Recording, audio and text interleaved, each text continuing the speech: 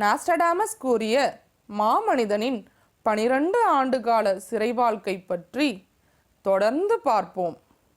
18/9/2006 அன்று மத்திய சிறை மதுரை வந்து சேர்ந்த மாமனிதன் தொடர்ந்து அனைத்து தெய்வங்களையும் கும்பிட்டு வந்தார்.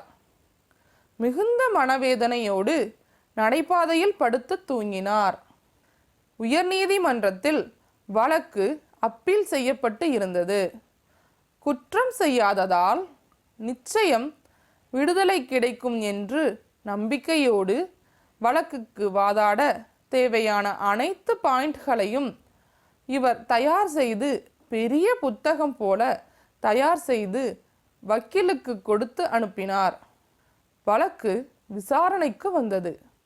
எதிரிகளின் பணபலத்தாலும் நண்பர்களின் சூழ்ச்சியாலும் சதியாலும் பரிதானத்தாலும் கடவுளின் சித்தத்தினாலும் 17/9/2007 அன்று 7 பேர்களுக்கு ஆயுள் தண்டனை உறுதி செய்தும் 7 பேர்களுக்கு விடுதலை செய்தும் உயர்நீதிமன்றத்திலிருந்து தீர்ப்பு வந்தது.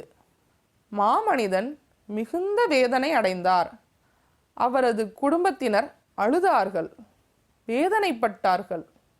மாமனிதன் சிறையில் சமையலறையில் காய்கறி வெட்டும் பணிக்கு சென்று சில காலம் பணி செய்து வந்தார். உச்ச நீதிமன்றத்தில் அப்பீல் செய்வதற்காக ரொம்பவும் கஷ்டப்பட்டு நல்ல நண்பர்கள் உதவியுடன் 30/11/2007 1 மாத கால அரசு விடுப்பில் சிறையை விட்டு மாமனிதன் வெளியே வந்தார். உச்ச நீதிமன்றத்தில் வழக்கு மேல்முறையீடு செய்யப்பட்டது. மேலும் 1 மாத காலம் விடுப்பு நீட்டிப்பு செய்தார். இருந்தபோதிலும் வழக்கு அப்பீல் நிமித்தம் 10 நாட்களுக்கு முன்பாகவே 22/1/2008 மத்திய சிறை மதுரைக்கு மாமனிதன் திரும்பினார். விடுப்பில் இருக்கும்போது வெளியே உள்ள அனைத்து கோவில்களுக்கும் சென்று தினசரி சாமி கும்பிட்டு வந்தார்.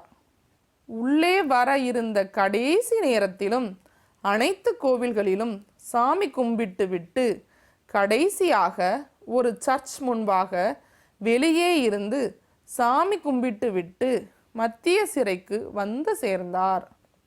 தொடர்ந்து மத்திய சிறையில் உள்ள அனைத்து கோவில்களிலும் சாமி கும்பிட்டு வந்தார். மாமனிதன் சென்று வந்த அனைத்து கடவுள்களையும் உட்கார்ந்த இடத்திலே மனதிற்குள் வரவழைத்து சாமி கும்பிட்டு வந்தார். வேதனையோடே வாழ்ந்து வந்தார்.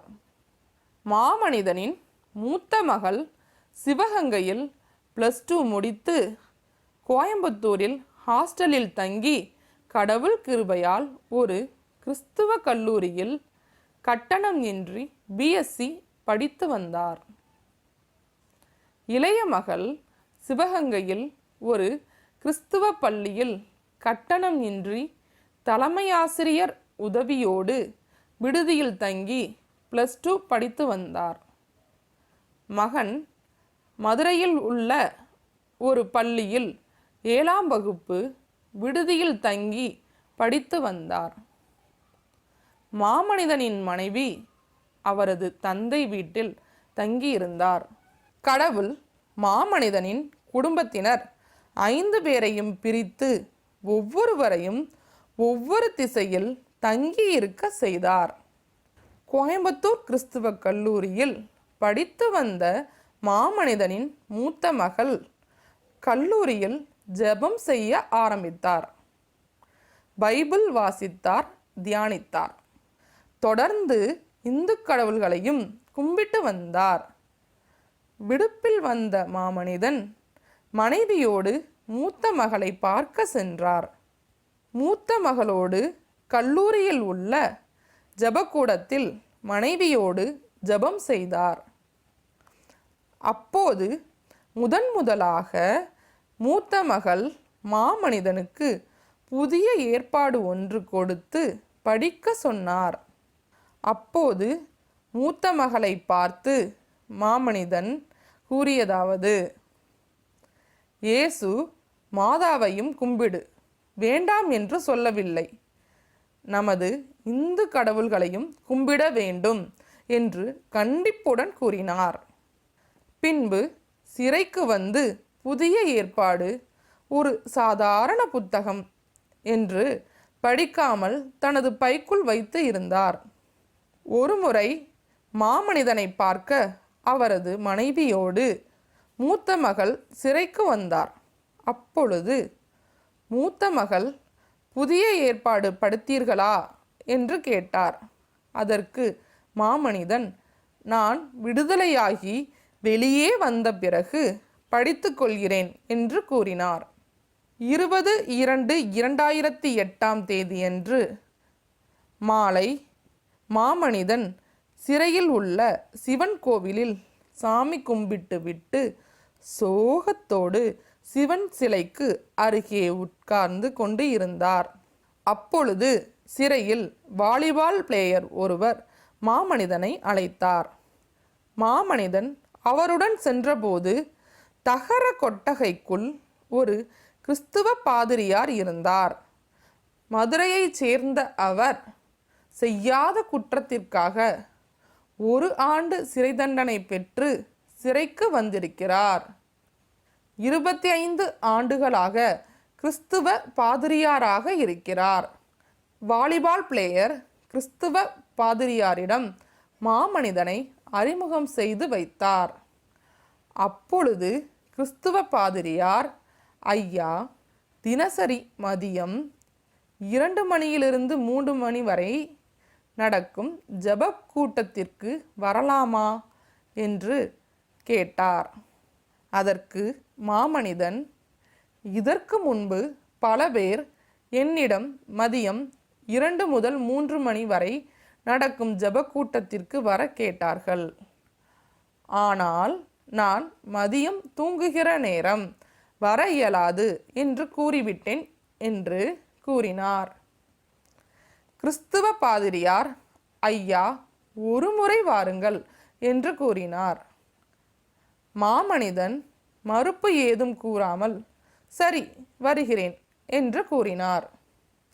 மறுநாளிலிருந்து மாமனிதனின் மூத்த மகள் கொடுத்த புதிய ஏற்பாடை எடுத்துக்கொண்டு மதியம் 2 மணி முதல் 3 மணி வரை ஜெபக்கூடத்திற்கு மாமனிதன் சென்று வந்தார். காலை மாலை அனைத்து இந்து கடவுள்களையும் கும்பிட்டு வந்தார்.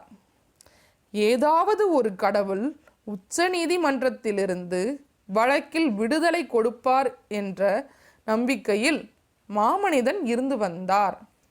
மாமனிதன் தொடர்ந்து காலை மாலை இந்து கடவுள்களையும் கும்பிட்டு மதியம் 2 மணி முதல் 3 மணி வரை ஜெபக்கூடத்திற்கு சென்று வந்தார்.